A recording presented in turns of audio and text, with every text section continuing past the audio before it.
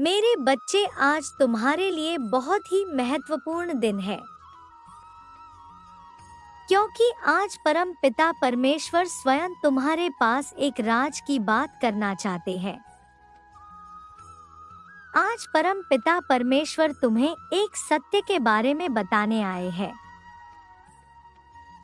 इस सत्य को तुम्हें बहुत पहले ही पता हो जाना चाहिए था, लेकिन आज परम पिता परमेश्वर ने स्वयं इस दूरी को खत्म कर दिया है और तुम्हें तुम्हारा सत्य बताने आए हैं। सत्य की तलाश में तुम बहुत पहले से ही खोज कर रहे थे और आज परम पिता परमेश्वर तुमसे यह विशेष बात कहते हैं कि तुम एक बहुत ही अनमोल हीरा हो। तुम एक तपस्वी ज्ञानी हो। तुम एक ऐसे व्यक्ति हो जो इस संसार के सभी बुराइयों को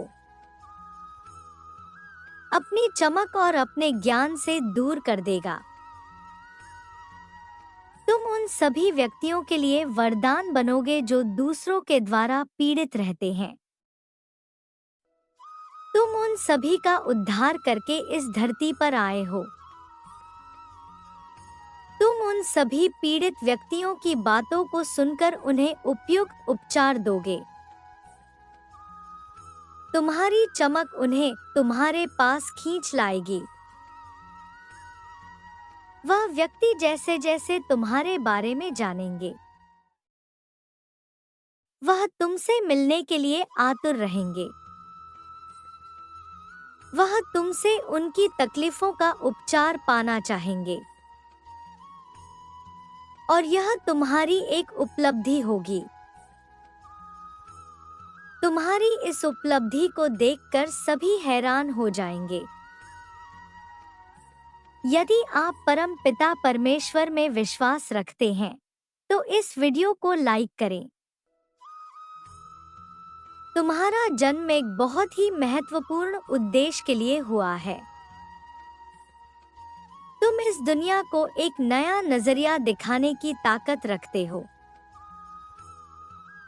और तुम्हें अपनी इस काबिलियत को पूरी दुनिया के सामने लाना है। तुम में यह ताकत है कि तुम इस दुनिया के तौर तरीकों को बदल सको और उन्हें सत्य का मार्ग दिखा सको जो अपनी राह से भटक गए हैं। मेरे प्रिय, यदि तुम अपने जीवन को आनंद से परिपूर्ण करना चाहते हो, अर्थात अपने हर एक पल को खुशी से जीना चाहते हो, तो आज मैं जो तुम्हें बताने जा रहा हूं उसे ध्यान पूर्वक सुनो और हृदय से आत्मसात करो।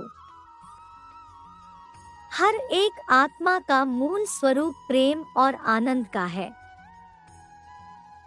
जब तुम अपने जीवन में प्रेम का अनुभव करते हो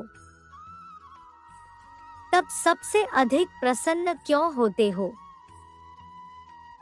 क्योंकि वह तुम्हारा वास्तविक स्वरूप है। वहीं दूसरी तरफ जब तुम घृणा या नफरत करते हो तो स्वयं अपनी भीतर दुख और जलन महसूस करते हो। क्योंकि मेरे प्रिय, जब कोई व्यक्ति अपने मूल स्वरूप के विपरीत कार्य करता है तो वह सदैव दुखी रहता है। इसी प्रकार व्यक्ति सबसे अधिक आनंद तब महसूस करता है जब वह बाल अवस्था में होता है। जब व्यक्ति उच्च नीच, स्त्री पुरुष और जाति धर्म के भेद को छोड़कर केवल जीवन का आनंद लेता है। मेरे प्रिय, यदि तुम अपने इस जीवन में यह दोनों बहुमूल्य वस्तुएं प्राप्त करना चाहते हो तो सर्वप्रथम ऐसे लोगों को हृदय से क्षमा कर दो जिन्होंने तुम्हें दुख दिया है। अधर्म करना उनका स्वभाव है किंतु धर्म से चलना तुम्हारा। दंड देने वाले से बड़ा क्षमता देने वाला है। और जब तक तुम किसी एक के प्रति भी द्वेष भाव रखोगे,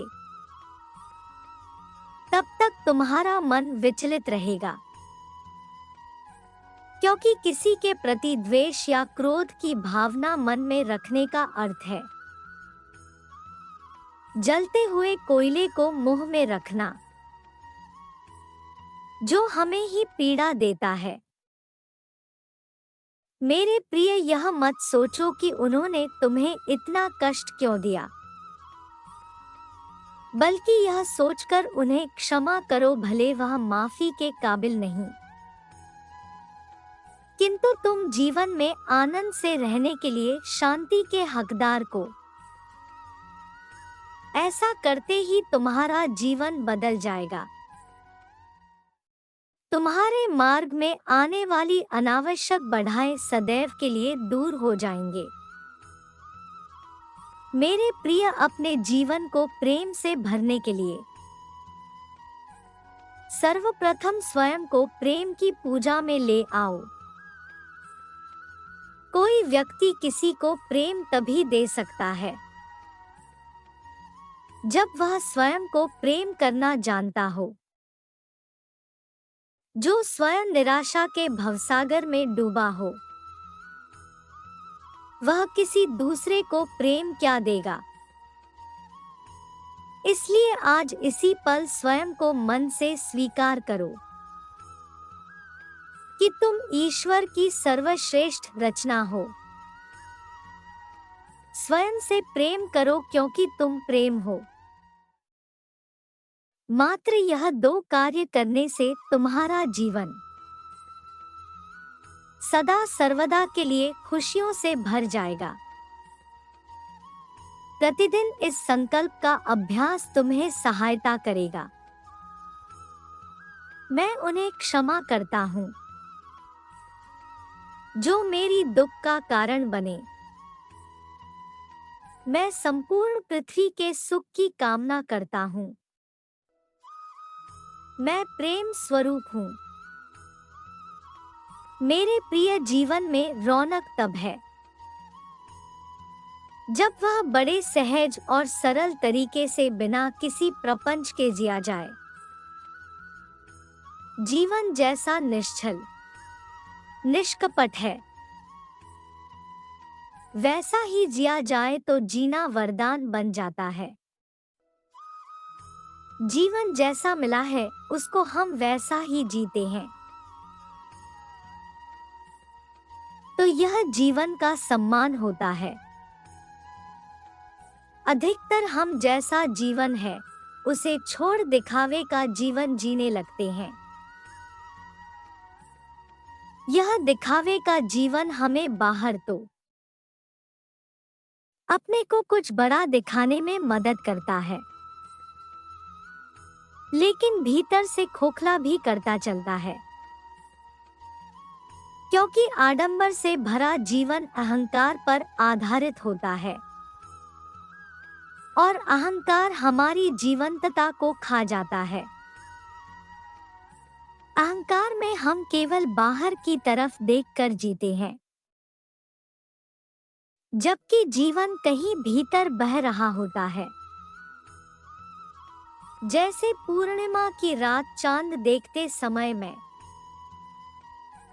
मेरा का ख्याल छूट जाता है, तो चांदनी हमें आनंद से भर देती है। ऐसे ही प्रकृति का आनंद भी हम तभी ले सकते हैं जब अपने अहंकार और आडंबर भरे जीवन को छोड़कर प्रकृति की तरह सहजता को अपने जीवन का हिस्सा बना लेते हैं। या यूं कहें कि जीवन में शांति, आनंद, प्रसन्नता केवल तभी अनुभव होती है